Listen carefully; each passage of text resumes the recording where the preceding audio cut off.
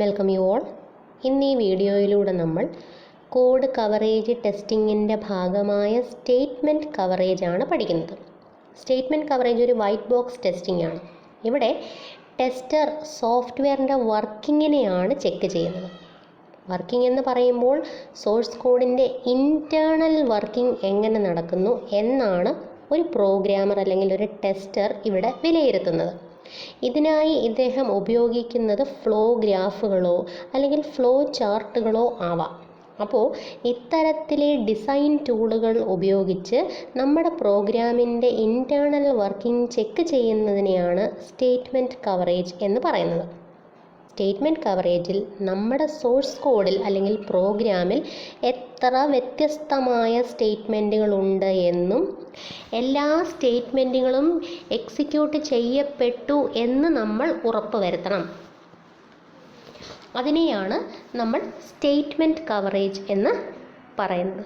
Okay, ഇനി statement coverage എന്തിനൊക്കെ വേണ്ടിയിട്ടാണ് യൂസ് ചെയ്യുന്നത്? സ്റ്റേറ്റ്മെൻറ്റ് കവറേജ് യൂസ് ചെയ്യുന്നത് അൺയൂസ്ഡ് സ്റ്റേറ്റ്മെൻറ്റുകളെ കണ്ടെത്താൻ. അൺയൂസ്ഡ് സ്റ്റേറ്റ്മെൻറ്റ് എന്ന് പറഞ്ഞാൽ ഇപ്പോൾ സപ്പോസ് ഞാൻ എൻ്റെ പ്രോഗ്രാമിൽ ഒരു വേരിയബിൾ ഡിക്ലെയർ ചെയ്തു, പക്ഷേ ഈ ഒരു വേരിയബിൾ ഞാൻ എൻ്റെ പ്രോഗ്രാമിലെ ഒരു സ്റ്റേറ്റ്മെൻറ്റുകളും യൂസ് ചെയ്തിട്ടില്ല. ഡിക്ലെയർ ചെയ്തിട്ടുണ്ട്, പക്ഷേ എ എന്ന വേരിയബിൾ ഒരിടത്ത് പോലും ഞാൻ ഉപയോഗിച്ചിട്ടില്ല. അങ്ങനെയെങ്കിൽ അതെന്തായി? അൺയൂസ്ഡ് സ്റ്റേറ്റ്മെൻ്റ് ആയി. അപ്പോൾ ഇത്തരത്തിലെ അൺയൂസ്ഡ് സ്റ്റേറ്റ്മെൻറ്റുകൾ ഉണ്ടെങ്കിൽ നമുക്ക് കണ്ടെത്താം. പിന്നെന്താ? ഡെഡ് കോഡുകളെ കണ്ടെത്താം. ഡെഡ് കോഡ് എന്ന് പറഞ്ഞാൽ എന്താണ്? ഡെഡ് കോഡ് എന്ന് പറഞ്ഞാൽ നമ്മുടെ പ്രോഗ്രാമിലെ ഓരോ സ്റ്റേറ്റ്മെൻറ്റുകളും എക്സിക്യൂട്ട് ചെയ്യപ്പെടേണ്ടവയാണ്. ഇനി എത്ര തവണ ഇൻപുട്ട് കൊടുത്ത് പ്രോഗ്രാമിനെ റൺ ചെയ്താലും ചില പ്രത്യേക സ്റ്റേറ്റ്മെൻറ്റുകൾ ഒരിക്കൽ പോലും എക്സിക്യൂട്ട് ചെയ്യപ്പെടുന്നില്ല എന്ന് കരുതി. സ്റ്റേറ്റ്മെൻറ്റുകളെയാണ് ഡെഡ് കോഡ് എന്ന് പറയുന്നത്. ഒരിക്കൽ പോലും പ്രോഗ്രാമിൻ്റെ കൺട്രോൾ ട്രാൻസ്ഫർ ആ സ്റ്റേറ്റ്മെൻറ്റിലേക്ക് എത്തുന്നില്ല. അത്തരത്തിലെ സ്റ്റേറ്റ്മെൻറ്റുകളെ നമ്മൾ ഡെഡ് കോഡ് എന്ന് വിളിക്കും. അപ്പോൾ ഡെഡ് കോഡുകളെ കണ്ടെത്താനും നമുക്ക് സ്റ്റേറ്റ്മെൻറ്റ് കവറേജ് ഉപയോഗിക്കാം. പിന്നെന്തിനൊക്കെ ഉപയോഗിക്കാം? അൺയൂസ്ഡ് ബ്രാഞ്ചസിനെ കണ്ടെത്താൻ. അതായത് ഇപ്പോൾ കേസ് സ്റ്റേറ്റ്മെൻറ്റുകൾ തന്നെ എടുക്കുക. കേസ് സ്റ്റേറ്റ്മെൻറ്റിൽ നമ്മൾ ഒരു വട്ടം കണ്ടീഷൻ ഇവാലുവേറ്റ് ചെയ്ത് കഴിഞ്ഞാൽ മൾട്ടിപ്പിൾ ബ്രാഞ്ചസിലെ ഏതെങ്കിലും ഒരു ബ്രാഞ്ച് ആവും നമ്മൾ എക്സിക്യൂഷന് വേണ്ടി തിരഞ്ഞെടുക്കുക. ഒന്നുകിൽ ഫസ്റ്റ് ബ്രാഞ്ച് അല്ലെങ്കിൽ സെക്കൻഡ് ബ്രാഞ്ച് അല്ലെങ്കിൽ ഏത് ബ്രാഞ്ച് ആണോ നമ്മുടെ കണ്ടീഷനുമായി സാറ്റിസ്ഫൈ ചെയ്യുന്നത് ആ ഒരു ബ്രാഞ്ച് മാത്രമായിരിക്കാം എക്സിക്യൂട്ട് ചെയ്യപ്പെടുന്നത്. സപ്പോസ് നമ്മൾ പല ഇൻപുട്ടുകൾ കൊടുത്തപ്പോഴും എല്ലാ ബ്രാഞ്ചുകളും നമ്മൾ ചെക്ക് ചെയ്യാൻ ഓർത്തു, പക്ഷെ ഒരു പ്രത്യേക ബ്രാഞ്ച് മാത്രം നമ്മൾ ഇതുവരെ ചെക്ക് ചെയ്തില്ല. ഇതിൻ്റെ അർത്ഥം ഒരു ഇൻപുട്ട് കൊടുത്താലും ഈ ബ്രാഞ്ച് എക്സിക്യൂട്ട് ആകുന്നില്ല എന്നർത്ഥം. അങ്ങനെ ഉപയോഗശൂന്യമായ എക്സിക്യൂഷൻ ബ്രാഞ്ചുകളെ കണ്ടെത്താനും സ്റ്റേറ്റ്മെൻറ്റ് കവറേജ് സഹായിക്കുന്നു. പിന്നെ മിസ്സിംഗ് സ്റ്റേറ്റ്മെൻറ്റുകളെ കണ്ടെത്താനും സഹായിക്കുന്നു. മിസ്സിംഗ് സ്റ്റേറ്റ്മെൻറ്റ് എന്ന് പറഞ്ഞപ്പോൾ ഒരു ഫംഗ്ഷൻ, ആ ഫംഗ്ഷൻ സം കണ്ടെത്താൻ വേണ്ടി ഉപയോഗിക്കുന്ന ഒരു ഫംഗ്ഷനാണ്. ഒരു അറേ ഓഫ് വാല്യൂസാണ് നമ്മൾ ഇൻപുട്ടായി കൊടുക്കുന്നത്. ഇൻപുട്ട് റീഡ് ചെയ്യുന്നുണ്ട്, സം കണ്ടുപിടിക്കുന്നുണ്ട്, പക്ഷേ റൺ ചെയ്യുമ്പോൾ ഔട്ട്പുട്ട് ഡിസ്പ്ലേ ചെയ്യുന്നില്ല. എന്താ കാര്യം? ചെക്ക് ചെയ്തപ്പോഴാണ് മനസ്സിലായത് സമ്മിൻ്റെ വാല്യൂ പ്രിൻ്റ് ചെയ്യാൻ നമ്മൾ പറഞ്ഞിട്ടില്ല. അങ്ങനൊരു സ്റ്റേറ്റ്മെൻറ്റ് എഴുതാൻ നമ്മൾ വിട്ടുപോയി. അപ്പോൾ ഏതെങ്കിലും സ്റ്റേറ്റ്മെൻറ്റുകൾ വിട്ടുപോയിട്ടുണ്ടെങ്കിൽ അതിനെ കണ്ടെത്താനും സഹായിക്കും. അപ്പോൾ എന്തിനൊക്കെ സഹായിക്കും? അൺയൂസ്ഡ് സ്റ്റേറ്റ്മെൻറ്റുകളെ കണ്ടെത്താൻ, ഡെഡ് കോഡുകളുണ്ടെങ്കിൽ അതിനെ കണ്ടെത്താൻ, ഉപയോഗശൂന്യമായ ബ്രാഞ്ചസിനെ കണ്ടെത്താൻ, പിന്നെ ഏതെങ്കിലും സ്റ്റേറ്റ്മെൻറ്റുകൾ മിസ്സിംഗ് ആയിട്ടുണ്ടെങ്കിൽ അതിനെ കണ്ടെത്താനും നമുക്ക് സ്റ്റേറ്റ്മെൻറ്റ് കവറേജ് യൂസ് ചെയ്യാവുന്നതാണ്. ഒരു പ്രോഗ്രാം എന്ന് പറയുമ്പോൾ ആ പ്രോഗ്രാമിൽ സീക്വൻഷ്യൽ സ്റ്റേറ്റ്മെൻറ്റുകൾ ഉണ്ടാവാം, ടു വേ ഡിസിഷൻ സ്റ്റേറ്റ്മെൻറ്റുകൾ ഉണ്ടാവാം, മൾട്ടി വേ ഡിസിഷൻ സ്റ്റേറ്റ്മെൻറ്റ്സ് ആവാം, അല്ലെങ്കിൽ ലൂപ്പിംഗ് സ്റ്റേറ്റ്മെൻറ്റ്സും ആവാം. എന്ന് വെച്ചാൽ ഇപ്പോൾ സീക്വൻഷ്യൽ സ്റ്റേറ്റ്മെൻറ്റ്സ് തന്നെ എടുക്കാം. പ്രോഗ്രാമിലെ ഏതെങ്കിലും ഒരു ഭാഗം നമ്മൾ കൺസിഡർ ചെയ്യുമ്പോൾ ആ ഭാഗത്തുള്ള സ്റ്റേറ്റ്മെൻറ്റുകൾ സീക്വൻഷ്യൽ ഓർഡറിൽ എക്സിക്യൂട്ട് ചെയ്യപ്പെടേണ്ടവയാണ്. എന്ന് വെച്ചാൽ ഏത് ഓർഡറിലാണോ നമ്മൾ പ്രോഗ്രാമിൽ സ്റ്റേറ്റ്മെൻറ്റ്സ് എഴുതിയിരിക്കുന്നത് അതേ ഓർഡറിൽ എല്ലാ സ്റ്റേറ്റ്മെൻറ്റുകളും നിർബന്ധമായും എക്സിക്യൂട്ട് ചെയ്തിരിക്കണം എന്നർത്ഥം. അപ്പോൾ അത്തരത്തിലെ സീക്വൻഷ്യൽ സ്റ്റേറ്റ്മെൻറ്റുകൾ ഉണ്ടാകാം നമ്മുടെ പ്രോഗ്രാമിൽ. ഇനി ടു വേ ഡിസിഷൻസ് എന്ന് പറഞ്ഞാൽ ഒരു കണ്ടീഷൻ നമ്മൾ ചെക്ക് ചെയ്യുന്നു. കണ്ടീഷൻ ചെക്ക് ചെയ്യുമ്പോൾ ഒന്നുകിൽ ആ കണ്ടീഷൻ ട്രൂ ആകാം, അല്ലെങ്കിൽ ആ കണ്ടീഷൻ ഫോൾസ് ആകാം. ട്രൂ ആണെങ്കിൽ നമ്മൾ ഈ ഒരു പാത്തായിരിക്കും എക്സിക്യൂട്ട് ചെയ്യുക. ഇനിയല്ല, കണ്ടീഷൻ ഫോൾസ് ആണെങ്കിൽ ഈ പാത്തായിരിക്കും എക്സിക്യൂട്ട് ചെയ്യുക. 2-വേ ഡിസിഷൻ എന്ന് പറഞ്ഞാൽ കണ്ടീഷൻ ചെക്ക് ചെയ്ത ശേഷം ട്രൂ ആണെങ്കിൽ ഒരു പാത്ത്, ഫോൾസ് ആണെങ്കിൽ മറ്റൊരു പാത്ത് എക്സിക്യൂട്ട് ചെയ്യുക എന്നർത്ഥം. ഇത്തരം സാഹചര്യങ്ങളും നമ്മുടെ പ്രോഗ്രാമിൽ ഉണ്ടാവാം. ഇനി മൾട്ടി-വേ ഡിസിഷൻ സ്റ്റേറ്റ്മെൻറ്റ്സ് എന്താണ്? അത് ഒരു കേസ് സ്റ്റേറ്റ്മെൻറ്റിനെ സൂചിപ്പിക്കുന്നു, അല്ലെങ്കിൽ ഒരു സ്വിച്ച് സ്റ്റേറ്റ്മെൻറ്റിനെ സൂചിപ്പിക്കുന്നു. അതായത് കേസിൻ്റെ എക്സ്പ്രഷനിൽ നമ്മൾ കണ്ടെത്തിയ വാല്യൂ ഫസ്റ്റ് കേസുമായിട്ടാണ് മാച്ച് ചെയ്യുന്നതെങ്കിൽ ഈ ഒരു സെറ്റ് ഓഫ് ഇൻസ്ട്രക്ഷൻസ് ആയിരിക്കും എക്സിക്യൂട്ട് ചെയ്യപ്പെടുക. ഇനിയല്ല, ഫസ്റ്റ് കേസുമായിട്ട് മാച്ച് ആയില്ലെങ്കിൽ സെക്കൻഡ് കേസുമായിട്ട് മാച്ച് നോക്കും. അങ്ങനെ എക്സ്പ്രഷൻ്റെ വാല്യൂ ഏത് കേസുമായി മാച്ച് ആകുന്നോ ആ കേസിനോട് ചേർന്ന് എഴുതിയ സീക്വൻസ് ഓഫ് ഇൻസ്ട്രക്ഷൻസ് മാത്രമായിരിക്കും എക്സിക്യൂട്ട് ചെയ്യപ്പെടുക. മൾട്ടിപ്പിൾ ബ്രാഞ്ചുകളിൽ ഏതെങ്കിലും ഒരു ബ്രാഞ്ച് ആയിരിക്കും എക്സിക്യൂട്ട് ചെയ്യാനായി നമ്മൾ തിരഞ്ഞെടുക്കുന്നത്. ക്ലിയർ? ഇനി ലൂപ്പിംഗ് സ്റ്റേറ്റ്മെൻറ്റുകൾ എന്താണ്? ലൂപ്പിംഗ് സ്റ്റേറ്റ്മെൻറ്റ് എന്ന് പറഞ്ഞാൽ നമ്മൾ ഒരു സെറ്റ് ഓഫ് സ്റ്റേറ്റ്മെൻറ്റ്സ് എക്സിക്യൂട്ട് ചെയ്ത് ഇങ്ങനെ വരികയായിരുന്നു. അപ്പോഴാണ് ഒരു കണ്ടീഷൻ കണ്ടത്. കണ്ടീഷൻ ചെക്ക് ചെയ്തപ്പോൾ അത് ട്രൂ ആണ് എന്ന് കരുതുക. ട്രൂ ആണെങ്കിൽ വീണ്ടും നമ്മൾ ലൂപ്പിനായി തിരിച്ചുപോയി ആ സ്റ്റേറ്റ്മെൻറ്റുകൾ എക്സിക്യൂട്ട് ചെയ്യാൻ ആവശ്യപ്പെടുകയാണ്. അങ്ങനെയെങ്കിൽ ഒരിക്കൽ എക്സിക്യൂട്ട് ചെയ്യപ്പെട്ട ഈ സ്റ്റേറ്റ്മെൻറ്റ് വീണ്ടും എക്സിക്യൂട്ട് ചെയ്യുവാൻ നിർബന്ധിതരാകുന്നു. അപ്പോൾ ഈ ഒരു process of repeatedly executing certain set of statements, ഇതിനെയാണ് നമ്മൾ ലൂപ്പ് എന്ന് വിളിക്കുന്നത്. അങ്ങനെയെങ്കിൽ എപ്പോൾ വരെ കണ്ടീഷൻ ട്രൂ ആകുന്നോ അത്രയും തവണ ഈ സെറ്റ് ഓഫ് സ്റ്റേറ്റ്മെൻറ്റ്സ് എക്സിക്യൂട്ട് ചെയ്യപ്പെട്ടുകൊണ്ടേയിരിക്കും. ഏത് മൊമെൻറ്റിലാണോ കണ്ടീഷൻ ഫോൾസ് ആവുന്നത് അപ്പോൾ മാത്രമായിരിക്കും ലൂപ്പിൽ നിന്ന് എക്സിറ്റ് ചെയ്ത് നമ്മൾ നെക്സ്റ്റ് ഇൻസ്ട്രക്ഷനിലേക്ക് പോകുന്നത്. അപ്പോൾ ഒരു പ്രോഗ്രാം എന്ന് പറഞ്ഞാൽ അതിൽ സീക്വൻഷ്യൽ സ്റ്റേറ്റ്മെൻറ്റ്സ് ഉണ്ടാകാം, 2-വേ ഡിസിഷൻ സ്റ്റേറ്റ്മെൻറ്റ്സ് ഉണ്ടാവാം, മൾട്ടി-വേ ഡിസിഷൻ സ്റ്റേറ്റ്മെൻറ്റ്സ് ഉണ്ടാവാം, ലൂപ്പിംഗ് സ്റ്റേറ്റ്മെൻറ്റുകളും ഉണ്ടാവാം. ഈ ഓരോ തരത്തിലെ സ്റ്റേറ്റ്മെൻറ്റുകളിലും എങ്ങനെയാണ് സ്റ്റേറ്റ്മെൻറ്റ് കവറേജ് നടക്കുന്നത് എന്നുള്ളതാണ് നമുക്ക് പഠിക്കേണ്ടത്. ഇതിലാദ്യം നമ്മൾ പഠിക്കാൻ പോകുന്നത് സീക്വൻഷ്യൽ സ്റ്റേറ്റ്മെൻറ്റ്സിനെ കുറിച്ചാണ്. ഓക്കെ, എക്സാമ്പിളിലേക്ക് പോകും മുമ്പ് നമ്മൾ 2 ടേമുകൾ എന്താണെന്ന് അറിഞ്ഞിരിക്കണം. ഒന്ന് ടെസ്റ്റ് സിനാരിയോ, ഒന്ന് ടെസ്റ്റ് കേസ്. ടെസ്റ്റ് സിനാരിയോ എന്ന് പറഞ്ഞാൽ സിറ്റുവേഷൻ. എന്ത് സിറ്റുവേഷനാണ് നമ്മളിപ്പോൾ ടെസ്റ്റ് ചെയ്യാൻ പോകുന്നത്? ടെസ്റ്റ് കേസ് എന്ന് പറഞ്ഞാൽ ആ സിറ്റുവേഷനിൽ നമ്മൾ കൊടുക്കാൻ പോകുന്ന ഇൻപുട്ട് എന്ത്? ഓക്കെ, അപ്പോൾ അങ്ങനെ നമ്മൾ നമ്മുടെ ഫസ്റ്റ് എക്സാമ്പിളിലേക്ക് കയറുകയാണ്. അതായത് സീക്വൻഷ്യൽ സ്റ്റേറ്റ്മെൻറ്റുകൾ ആണ് ഉള്ളത് എങ്കിൽ അവിടെ എങ്ങനെയാണ് സ്റ്റേറ്റ്മെൻറ്റ് കവറേജ് ചെയ്യുന്നത് എന്നുള്ളത്. അപ്പം ഞാൻ ടെസ്റ്റ് സിനാരിയോ ആയിട്ട് എടുക്കാൻ പോകുന്നത് I M going to give positive numbers. എൻ്റെ സിനാരിയോ എന്ന് പറയുന്നത് ഞാനിവിടെ പോസിറ്റീവ് നമ്പർ കൊടുക്കാനാണ് തീരുമാനിക്കുന്നത്. ഈ സിനാരിയോയിൽ ഞാൻ കൊടുക്കാൻ പോകുന്ന ടെസ്റ്റ് കേസ് എന്ന് പറയുന്നത് I M going to give the value of the variable as 10. അതായത് സിനാരിയോ പോസിറ്റീവ് നമ്പർ ഒന്ന് കൊടുത്തു നോക്കാം, ടെസ്റ്റ് കേസ് എങ്കിൽ വേരിയബിളിന് 10 എന്ന വാല്യൂ ഒന്ന് കൊടുത്തു നോക്കാം. ഈ സിനാരിയോയിൽ ഇങ്ങനൊരു വാല്യൂ കൊടുത്താൽ എങ്ങനെയായിരിക്കും സ്റ്റേറ്റ്മെൻറ്റുകൾ എക്സിക്യൂട്ട് ചെയ്യുക നോക്കാം. ആദ്യം വേരിയബിൾ ഡിക്ലെയർ ചെയ്യും, പിന്നെ അതിൻ്റെ വാല്യൂ കീബോർഡ് വഴി റീഡ് ചെയ്യും.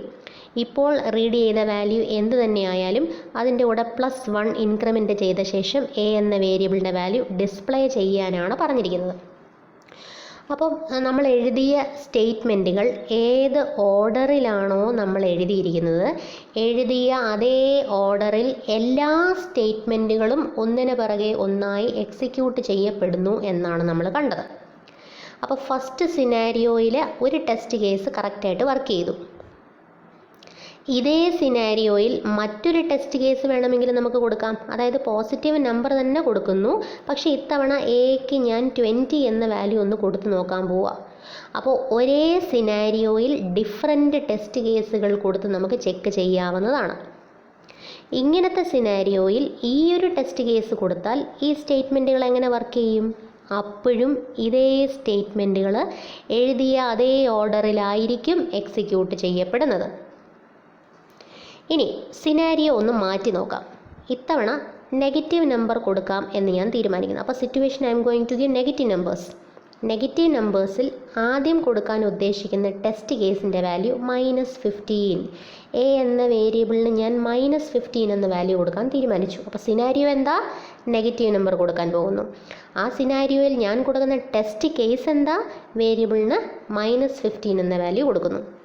ഇങ്ങനെ കൊടുത്താലും ഏത് ഓർഡറിലാണോ ഞാൻ സ്റ്റേറ്റ്മെൻറ്റുകൾ എഴുതിയത് അതേ ഓർഡറിൽ സ്റ്റേറ്റ്മെൻറ്റ്സ് എക്സിക്യൂട്ട് ചെയ്യപ്പെടുന്നതാണ്. അപ്പോൾ ഇവിടെ നമ്മൾ 2 സിനാരിയോസും 3 ടെസ്റ്റ് കേസുകളുമാണ് നോക്കിയത്. ഇത്രയും തവണ നോക്കിയപ്പോഴും നമ്മൾ മനസ്സിലാക്കിയ കാര്യം എന്ത്? സീക്വൻഷ്യൽ സ്റ്റേറ്റ്മെൻറ്റുകൾ ആണ് കൊടുത്തിരിക്കുന്നതെങ്കിൽ ഏത് സിനാരിയോ ആണേലും എത്ര ടെസ്റ്റ് കേസുകൾ കൊടുത്താലും ഇതിലെ ഒരു സ്റ്റേറ്റ്മെൻറ്റ് പോലും മിസ്സാവത്തില്ല. എല്ലാ സ്റ്റേറ്റ്മെൻറ്റുകളും എഴുതിയ അതേ ഓർഡറിൽ എക്സിക്യൂട്ട് ചെയ്യപ്പെടുന്നു എന്നാണ് നമ്മൾ മനസ്സിലാക്കിയത്. ക്ലിയർ? സീക്വൻഷ്യൽ സ്റ്റേറ്റ്മെൻറ്റ്സ് എന്താണെന്ന് നമ്മൾ മനസ്സിലാക്കി. അടുത്തതായി സീക്വൻഷ്യൽ സ്റ്റേറ്റ്മെൻറ്റുകളുടെ സ്റ്റേറ്റ്മെൻറ്റ് കവറേജ് എങ്ങനെ കണ്ടുപിടിക്കുന്നു എന്നാണ് പഠിക്കാനുള്ളത്. സ്റ്റേറ്റ്മെൻറ്റ് കവറേജ് കണ്ടുപിടിക്കണമെങ്കിൽ 2 കാര്യങ്ങളാണ് നമ്മൾ അറിഞ്ഞിരിക്കേണ്ടത്. ഒന്ന്, മൊത്തം എത്ര സ്റ്റേറ്റ്മെൻറ്റുകൾ ഉണ്ടായിരുന്നു, അതിൽ എത്ര സ്റ്റേറ്റ്മെൻറ്റ് നമ്മളിപ്പോൾ എക്സിക്യൂട്ട് ചെയ്തു. ഈ 2 കാര്യങ്ങൾ അറിയാമെങ്കിൽ നമുക്ക് വളരെ ഈസി ആയിട്ട് സ്റ്റേറ്റ്മെൻറ്റ് കവറേജ് കണ്ടുപിടിക്കാൻ സാധിക്കുന്നതാണ്. ഓക്കെ, അപ്പോൾ എങ്ങനെയാണ് കണ്ടുപിടിക്കുന്നതെന്ന് നോക്കണ്ടേ? Total number of statements executed, നമ്മളിപ്പോൾ എത്ര സ്റ്റേറ്റ്മെൻറ്റുകൾ എക്സിക്യൂട്ട് ചെയ്തു, divided by total number of statements in the program, മൊത്തം എത്ര സ്റ്റേറ്റ്മെൻറ്റ്സ് ആ പ്രോഗ്രാമിൽ ഉണ്ടായിരുന്നു. അപ്പം number of statements executed divided by total number of statements. ഇത് ചെയ്താൽ ഇതേ ഇൻറ്റു 100 ചെയ്യുമ്പോൾ നമുക്ക് സ്റ്റേറ്റ്മെൻറ്റ് കവറേജ് കിട്ടും. അങ്ങനെയെങ്കിൽ ഈ കോഡിൻ്റെ സ്റ്റേറ്റ്മെൻറ്റ് കവറേജ് നമുക്കൊന്ന് കണ്ടുപിടിക്കാം.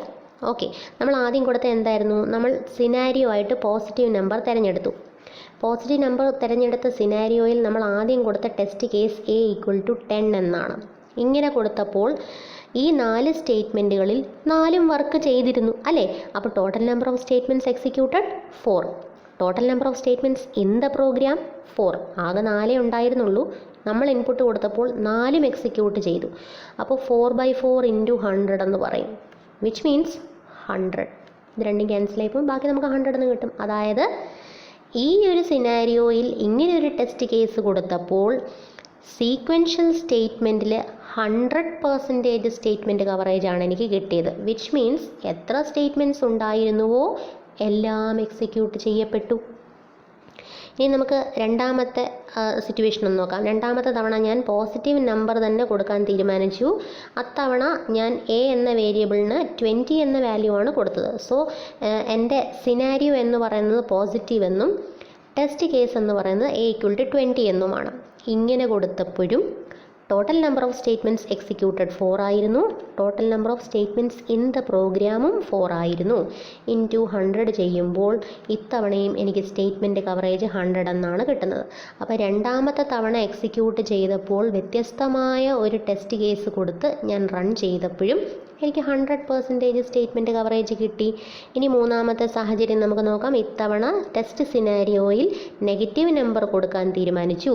നെഗറ്റീവ് നമ്പർ കൊടുക്കുന്ന സിനാരിയോയിൽ ഞാൻ ടെസ്റ്റ് കേസായിട്ട് തിരഞ്ഞെടുത്തത് Aക്ക് 15 എന്ന വാല്യൂ കൊടുക്കാം എന്നാണ്. അപ്പോൾ പുതിയ സിനാരിയോയിൽ പുതിയ ടെസ്റ്റ് കേസ് ഇട്ട് കൊടുത്തപ്പോഴും എങ്ങനെയാണ് സംഭവിച്ചത്? 4 സ്റ്റേറ്റ്മെൻറ്റുകൾ ഉണ്ടായിരുന്നതിൽ 4ഉം ഞാൻ എക്സിക്യൂട്ട് ചെയ്തു. ഇൻറ്റു 100 ചെയ്യുമ്പോൾ ഇത്തവണയും എനിക്ക് എന്ത് കിട്ടി? Statement coverage 100. അപ്പോൾ ഇതിൽ നിന്ന് നമുക്ക് എന്ത് മനസ്സിലായി? Statement coverage of sequential statements കണ്ടുപിടിച്ചാൽ നിങ്ങൾ എത്ര വ്യത്യസ്തമായ സിനാരിയോ കൊടുത്താലും, ഓരോ സിനാരിയോയിൽ എത്ര ടെസ്റ്റ് കേസുകൾ ഇട്ട് കൊടുത്താലും, ഓരോ എക്സിക്യൂഷനിലും നമുക്ക് statement coverage of sequential statement 100% ആണ് കിട്ടുന്നത്. സീക്വൻഷ്യൽ സ്റ്റേറ്റ്മെൻറ്റുകളാണെങ്കിൽ എല്ലാ എക്സിക്യൂഷൻസിലും എല്ലാ സ്റ്റേറ്റ്മെൻറ്റുകളും എക്സിക്യൂട്ട് ചെയ്യപ്പെട്ടിരിക്കും. ഇതാണ് നമ്മുടെ സീക്വൻഷ്യൽ സ്റ്റേറ്റ്മെൻറ്റ്സ് എന്ന് പറയുന്നത്. ഓക്കെ, ഇനി നമ്മൾ സെക്കൻഡ് കാറ്റഗറിയിലേക്ക് പോകുന്നു. അതായത് സീക്വൻഷ്യൽ സ്റ്റേറ്റ്മെൻറ്റ്സ് അല്ല, പകരം ഒരു 2-വേ ഡിസിഷൻ ആയിരുന്നു എങ്കിൽ എന്ത് സംഭവിച്ചേനെ? ഈ സ്ക്രീനിൽ കാണുന്ന കോഡ് ശ്രദ്ധിക്കുക. ഇവിടെ ഒരു ഫംഗ്ഷനാണ് നമ്മൾ എഴുതിയിരിക്കുന്നത്. ഈ ഫംഗ്ഷനിനുള്ളിൽ ഞാൻ ഇഫ് കണ്ടീഷൻ ചെക്ക് ചെയ്യുന്നുണ്ട്. അതായത് റിസൾട്ട് എന്ന് പറയുന്നൊരു വേരിയബിളിൻ്റെ വാല്യൂവിനെ ബേസ് ചെയ്താണ് ഇത് വർക്ക് ചെയ്യുന്നത്. റിസൾട്ടിൽ വാല്യൂ എവിടെ നിന്ന് കിട്ടുന്നു? എയിലെയും ബിയിലെയും വാല്യൂ ആഡ് ചെയ്ത് സമ്മാണ് റിസൾട്ടിൽ സ്റ്റോർ ചെയ്യുന്നത്. മനസ്സിലായോ? അപ്പോൾ എയ്ക്കും ബിക്കും കൊടുക്കുന്ന വാല്യൂവിനനുസരിച്ച് റിസൾട്ട് ഒന്നുകിൽ പോസിറ്റീവ് ആവാം അല്ലെങ്കിൽ നെഗറ്റീവ് ആവാം. ഇനി റിസൾട്ട് പോസിറ്റീവ് ആണെങ്കിൽ എന്ത് ചെയ്യണം? പോസിറ്റീവ് എന്ന് പ്രിൻ്റ് ചെയ്യണം. ഇനി അല്ലെങ്കിലോ, ഇഫ് കണ്ടീഷൻ ഫോൾസ് ആവുകയാണെങ്കിൽ എൽസ് പാർട്ട് വർക്ക് ചെയ്യുകയും റിസൾട്ട് നെഗറ്റീവ് എന്ന് പ്രിൻ്റ് ചെയ്യുന്നതുമാണ്. ഇതാണ് നമ്മുടെ കോഡ്. അപ്പോൾ ഇത് 2-വേ ഡിസിഷൻ്റെ എക്സാമ്പിളാണ്. അതായത് ഒന്നുകിൽ ഇഫ് പാർട്ട് വർക്ക് ചെയ്യും അല്ലെങ്കിൽ എൽസ് പാർട്ട് വർക്ക് ചെയ്യും. ഇപ്പം സിനാരിയോ 1 എടുത്തു. സിനാരിയോ 1-നകത്ത് എന്താണ്? എക്ക് 3 എന്നും ബിക്ക് 9 എന്നും കൊടുത്തു. ഇങ്ങനെ കൊടുത്താൽ ഏതൊക്കെ സ്റ്റേറ്റ്മെൻറ്റുകൾ വർക്കാകും എന്ന് നമുക്കൊന്ന് നോക്കാം. ഈ താഴത്തെ കോഡൊന്ന് ശ്രദ്ധിക്കുക. ഈ യെല്ലോ കളറിൽ മാർക്ക് ചെയ്തിരിക്കുന്ന കോഡ് ഇൻഡിക്കേറ്റ് ചെയ്യുന്നത് ഈ സിനാരിയോയിൽ എക്ക് 3 എന്നും ബിക്ക് 9 എന്നും വാല്യൂ കൊടുത്താൽ മൊത്തം 7 സ്റ്റേറ്റ്മെൻറ്റുകൾ ഉള്ളതിൽ ഏതൊക്കെ സ്റ്റേറ്റ്മെൻറ്റുകൾ എക്സിക്യൂട്ട് ചെയ്യപ്പെടുന്നു. ഓരോ സ്റ്റേറ്റ്മെൻറ്റിനും ഞാനൊരു സ്റ്റേറ്റ്മെൻറ്റ് നമ്പർ കൊടുത്തിട്ടുണ്ട്. അതിൽ നിന്ന് മനസ്സിലാകുന്നു മൊത്തം 7 സ്റ്റേറ്റ്മെൻറ്റ്സ് ആണുള്ളത്. ഈ 7 സ്റ്റേറ്റ്മെൻറ്റിൽ ഇഫ് കണ്ടീഷൻ ട്രൂ ആയാൽ എത്ര സ്റ്റേറ്റ്മെൻറ്റ് എക്സിക്യൂട്ട് ചെയ്യും? ആദ്യം ഫംഗ്ഷൻ കോൾ ചെയ്യുന്നു. എയുടെയും ബിയുടെയും വാല്യൂ ഉപയോഗിച്ച് റിസൾട്ട് കണ്ടുപിടിക്കുന്നു. റിസൾട്ടിൻ്റെ വാല്യൂ ചെക്ക് ചെയ്യുന്നു. നമ്മുടെ എക്സാമ്പിൾ അനുസരിച്ച് റിസൾട്ട് പോസിറ്റീവ് ആകുന്നു. അതുകൊണ്ട് ഫസ്റ്റ് പ്രിൻ്റ് വർക്ക് ചെയ്ത് ലാസ്റ്റ് ഫംഗ്ഷൻ ബോഡി ക്ലോസ് ആകുന്നു. എന്ന് വെച്ചാൽ മൊത്തം 7 സ്റ്റേറ്റ്മെൻറ്റ് ഉള്ളതിൽ എത്ര എണ്ണം എക്സിക്യൂട്ട് ചെയ്തു? ഫസ്റ്റ് 4ഉം പിന്നെ ഒരു ലാസ്റ്റും. അങ്ങനെ 5 സ്റ്റേറ്റ്മെൻറ്റ്സ് ആണ് എക്സിക്യൂട്ട് ചെയ്യപ്പെട്ടത്. അപ്പം ഒരു വാല്യൂ, അതായത് ഒരു ഇൻപുട്ട് ഞാൻ കൊടുത്തപ്പോൾ, ഒരു സിനാരിയോയിൽ ഒരു പ്രത്യേക ഇൻപുട്ട് കൊടുത്തപ്പോൾ ടോട്ടൽ സ്റ്റേറ്റ്മെൻറ്റ്സിൽ ചില പ്രത്യേക സ്റ്റേറ്റ്മെൻറ്റ്സ് മാത്രമാണ് എക്സിക്യൂട്ട് ചെയ്യപ്പെട്ടത്. ഇതേ കോഡിൽ മറ്റൊരു ഇൻപുട്ട് കൊടുത്തിരുന്നു എങ്കിൽ ഏതൊക്കെ സ്റ്റേറ്റ്മെൻറ്റ് എക്സിക്യൂട്ട് ആയേനെ? നമുക്ക് നോക്കാം. സെയിം സെറ്റ് ഓഫ് സ്റ്റേറ്റ്മെൻറ്റ്സിനകത്ത് ഞാൻ കൊടുക്കുന്ന വാല്യൂ എയ്ക്കും ബിക്കും -3 എന്നും -9 എന്നും ആണെന്ന് കരുതുക. നേരത്തെ നമ്മൾ കൊടുത്തിരുന്നത് 3 എന്നും 9 എന്നുമായിരുന്നു. അതിന് പകരം -3 എന്നും -9 എന്നും കൊടുക്കാൻ പോകുന്നു. ഇങ്ങനെ -3 എന്നും -9 എന്നും ഇൻപുട്ട് വാല്യൂസ് കൊടുത്താൽ റിസൾട്ട് കണ്ടുപിടിക്കുന്ന സമയത്ത് -12 എന്ന് കണ്ടുപിടിക്കുകയും ഈ കണ്ടുപിടിക്കപ്പെട്ട റിസൾട്ട് ഗ്രേറ്റർ ദാൻ 0 ആണോ എന്ന് ചെക്ക് ചെയ്യുമ്പോൾ കണ്ടീഷൻ ഫോൾസ് ആകുകയും ചെയ്യുന്നത് കൊണ്ട് നേരെ എൽസ് പാർട്ട് വർക്ക് ചെയ്യുകയും നെഗറ്റീവ് എന്ന് ഡിസ്പ്ലേ ചെയ്യുകയും ചെയ്യുന്നു. വീണ്ടും നമ്മൾ ആ സ്റ്റേറ്റ്മെൻറ്റ് കോഡ് എടുത്ത് ഈ ഇൻപുട്ട് കൊടുത്താൽ ഇതിൽ ഏതൊക്കെ സ്റ്റേറ്റ്മെൻറ്റ് വർക്ക് ചെയ്യുമെന്ന് നോക്കിയാൽ ടോട്ടൽ 7 സ്റ്റേറ്റ്മെൻറ്റ്സ് ഉണ്ടായിരുന്നതിൽ നിന്ന് ആദ്യത്തെ 3 എണ്ണവും വർക്ക് ചെയ്യും. കണ്ടീഷൻ ചെക്ക് ചെയ്യുമ്പോൾ അത് ഫോൾസ് ആയതുകൊണ്ട് ആദ്യത്തെ പ്രിൻ്റ് ഓഫ് സ്റ്റേറ്റ്മെൻറ്റിനെ ഒഴിവാക്കി സെക്കൻഡ് സെക്ഷൻ, അതായത് എൽസ് പാർട്ടിലെ പ്രിൻ്റ് ഓഫ് സ്റ്റേറ്റ്മെൻറ്റ് വർക്ക് ചെയ്ത് ഫംഗ്ഷൻ ക്ലോസ് ചെയ്യുന്നതാണ്. അപ്പോൾ 7 സ്റ്റേറ്റ്മെൻറ്റ്സിൽ 6 സ്റ്റേറ്റ്മെൻറ്റ്സും എക്സിക്യൂട്ട് ചെയ്യപ്പെട്ടു. അപ്പോൾ നമ്മൾ 2 സിനാരിയോ ആണ് നോക്കിയത്. ഫസ്റ്റ് സിനാരിയോയിൽ ഞാൻ കൊടുത്ത ഇൻപുട്ടിനനുസരിച്ച് 7 സ്റ്റേറ്റ്മെൻറ്റ്സിൽ 5 സ്റ്റേറ്റ്മെൻറ്റ് മാത്രം എക്സിക്യൂട്ട് ചെയ്തപ്പോൾ അതേ കോഡിൽ മറ്റൊരു സിനാരിയോയിൽ വേറൊരു ഇൻപുട്ട് കൊടുത്തപ്പോൾ 7 എണ്ണത്തിൽ 6 സ്റ്റേറ്റ്മെൻറ്റ്സും എക്സിക്യൂട്ട് ചെയ്യപ്പെട്ടു. ഇനി നമ്മൾ സ്റ്റേറ്റ്മെൻറ്റ് കവറേജ് കണ്ടുപിടിക്കുന്നു. സ്റ്റേറ്റ്മെൻറ്റ് കവറേജ് കണ്ടുപിടിക്കാനുള്ള ഇക്വേഷനാണ് number of executed statements by total number of statements into 100. അതായത് അപ്പം നമ്മുടെ എക്സാമ്പിൾ അനുസരിച്ച് മൊത്തം ഉണ്ടായിരുന്നത് 7, എക്സിക്യൂട്ട് ചെയ്യപ്പെട്ടത് 5. അപ്പോൾ 5/7 ഇൻറ്റു 100 ചെയ്ത് നമുക്ക് കിട്ടുന്നത് എന്തോ അതാണ് സിനാരിയോ 1-ൽ നമുക്ക് കിട്ടുന്ന സ്റ്റേറ്റ്മെൻറ്റ് കവറേജിൻ്റെ വാല്യൂ. ഓക്കെ. ഇനി സിനാരിയോ 2-ലോ 7 സ്റ്റേറ്റ്മെൻറ്റുകൾ ഉണ്ടായിരുന്നതിൽ നിന്ന് 6 എണ്ണമേ എക്സിക്യൂട്ട് ചെയ്തുള്ളൂ. നമ്മൾ എഴുതും 6/7 ഇൻറ്റു 100 എന്ന് എഴുതും. വെച്ചിട്ട് number of statements executed by total number of statements into 100 ചെയ്യുമ്പോൾ സ്റ്റേറ്റ്മെൻറ്റ് കവറേജ് കണ്ടുപിടിക്കാം. നമ്മൾ സീക്വൻഷ്യലിനകത്ത് പറഞ്ഞു എത്ര തവണ എക്സിക്യൂട്ട് ചെയ്താലും ആ സീക്വൻഷ്യൽ ബ്ലോക്കിനകത്ത് എത്ര സ്റ്റേറ്റ്മെൻറ്റ്സ് ഉണ്ടോ എല്ലാ സ്റ്റേറ്റ്മെൻറ്റ്സും എക്സിക്യൂട്ട് ചെയ്യപ്പെടുന്നു. പക്ഷേ ഡിസിഷൻ, അതായത് 2-വേ ഡിസിഷനാണ് പറയുന്നതെങ്കിൽ ചില സമയത്ത് ഇഫ് പാർട്ട് വർക്ക് ചെയ്യും, ചില സമയത്ത് എൽസ് പാർട്ട് വർക്ക് ചെയ്യും. ഓക്കെ, ഇതാണ് 2-വേ ഡിസിഷൻ്റെ സ്റ്റേറ്റ്മെൻറ്റ് കവറേജ്. അടുത്തത് നമ്മൾ നോക്കാൻ പോകുന്നത് മൾട്ടി വേ ഡിസിഷൻ, അതായത് ഒരു സ്വിച്ച് കേസാണ് എക്സാമ്പിളായിട്ട് ഞാനിവിടെ പറയുന്നത്. സ്വിച്ച് കേസ് മൾട്ടി വേ ഡിസിഷൻ്റെ എക്സാമ്പിളാണ്. അതായത് എക്സ്പ്രഷൻ്റെ വാല്യൂ ഏത് കേസുമായിട്ട് മാച്ച് ആകുന്നോ അതുമായി ചേർന്ന് നിൽക്കുന്ന ബ്ലോക്കാണ് എക്സിക്യൂട്ട് ചെയ്യപ്പെടുക. എക്സ്പ്രഷൻ്റെ വാല്യൂ കേസ് 1 മാച്ച് ചെയ്താൽ ബ്ലോക്ക് 1 എക്സിക്യൂട്ട് ചെയ്യും. എക്സ്പ്രഷൻ്റെ വാല്യൂ കേസ് 2 ആയിട്ട് മാച്ച് ചെയ്താൽ ബ്ലോക്ക് 2 എക്സിക്യൂട്ട് ചെയ്യും. അപ്പോൾ ഏതെങ്കിലും ഒരു ബ്ലോക്കേ ഒരു സമയം എക്സിക്യൂട്ട് ചെയ്യുള്ളൂ അല്ലേ.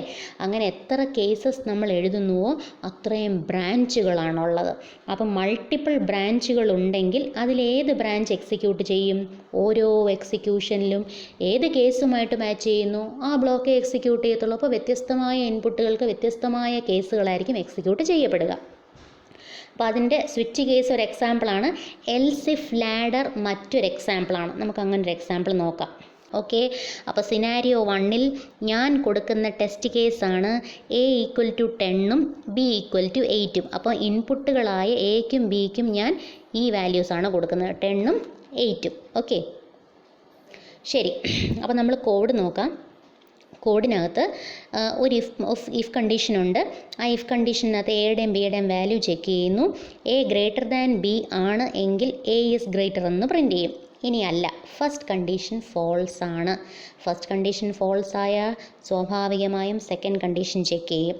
അപ്പോൾ ഫസ്റ്റ് കണ്ടീഷൻ ഫോൾസ് ആയാൽ സെക്കൻഡ് ചെക്ക് ചെയ്യും. സെക്കൻഡ് എന്താ? B > A. B > A എന്ന കണ്ടീഷനാണ് ട്രൂ ആവുന്നതെങ്കിൽ B ഈസ് ഗ്രേറ്റർ എന്ന് പ്രിൻ്റ് ചെയ്യണം. ഇനി ഫസ്റ്റും ഫോൾസാ സെക്കൻഡും ഫോൾസാ, അതായത് A Bയെക്കാട്ടിലും ഗ്രേറ്റർ അല്ല B Aയെക്കാട്ടിലും ഗ്രേറ്റർ അല്ല എങ്കിൽ ഉറപ്പായും രണ്ടുപേരും ഈക്വലാണ്. ഈക്വൽ ആണെങ്കിൽ എൽസ് പാർട്ട് വർക്ക് ചെയ്യണം.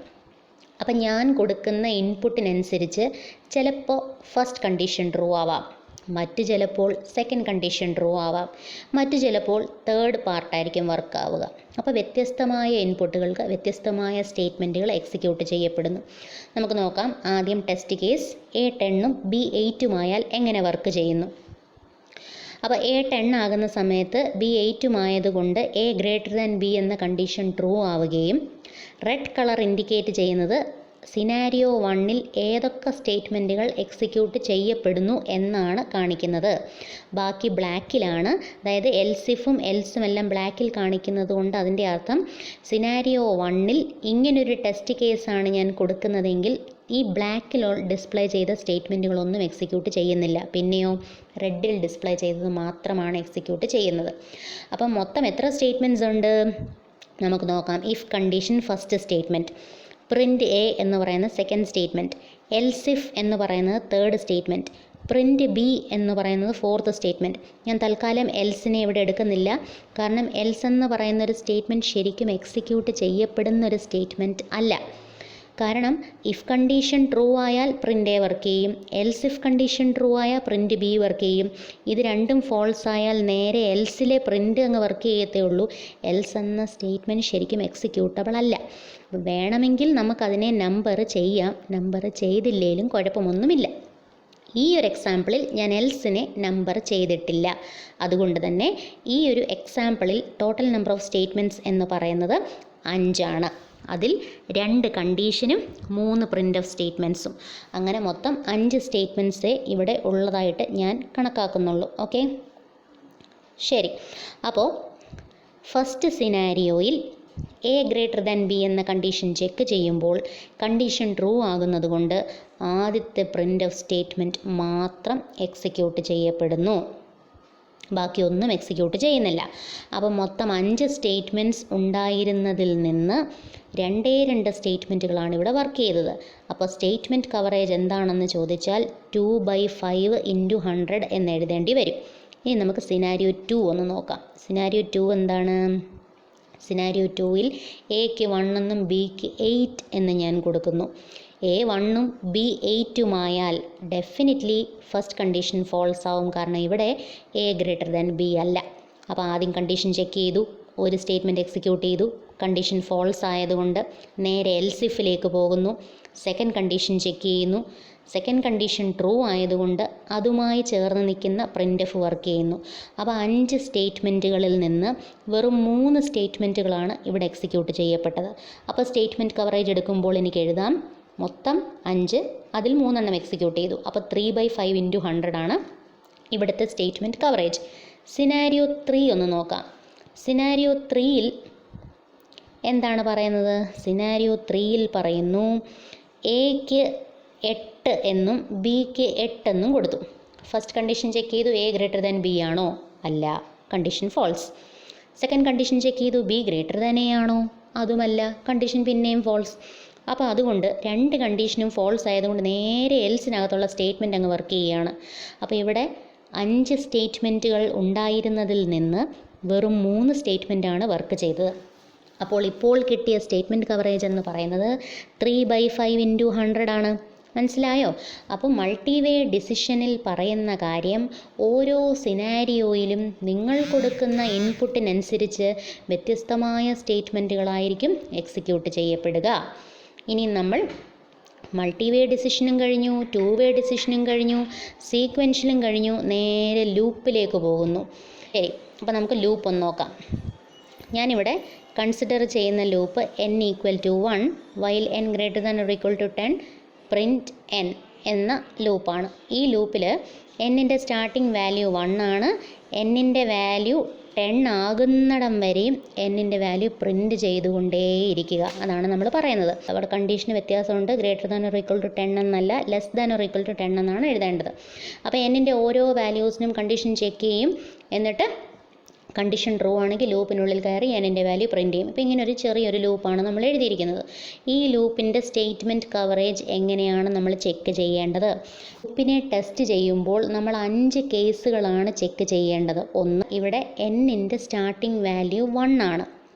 അപ്പം മിനിമം കേസ് ചെക്ക് ചെയ്യുക എന്ന് പറഞ്ഞാൽ സ്റ്റാർട്ടിംഗ് വാല്യൂ ഇട്ട് കൊടുത്താൽ ലൂപ്പ് കറക്റ്റായിട്ട് വർക്ക് ചെയ്യുമോ എന്ന് ചെക്ക് ചെയ്യണം. അപ്പം മിനിമം വാല്യൂ എന്താ? എന്നിൻ്റെ മിനിമം വാല്യൂ എന്ന് പറഞ്ഞാൽ 1 ആണ്. അപ്പോൾ നമുക്ക് 1 എന്ന് കൊടുത്താൽ ലൂപ്പ് കറക്റ്റായിട്ട് വർക്ക് ചെയ്യുമോ?